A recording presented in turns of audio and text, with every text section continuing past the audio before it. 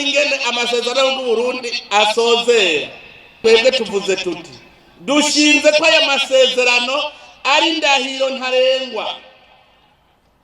Aya masezerano n'ay'Abarundi twese tuyapfunditse tuyazi neza ido nido, tuyapfunditse atagahato, tubitumwe n'ishaka ntangere dufise ryo kubaka Uburundi bushemeye bwifashe burangwamwe amahoro, ubumwe n'iterambere, igihugu c'iteka nitekane, umuntu wese ashobora kubamwo atankomanzi, igihugu kizima gifise izina n'ijambo mu makungu. Aya masezerano ntabanduka, ibirangurwa byose mu Burundi bitegerezwa kwama biyisunga.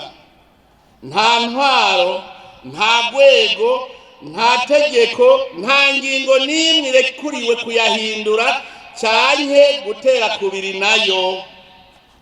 Aba n'Abarundi turiko turabyivugira.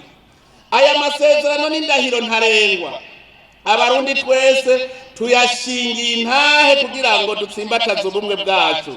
Twemeye icese kuzokwama tuyubahiriza kandi tuyagwanira.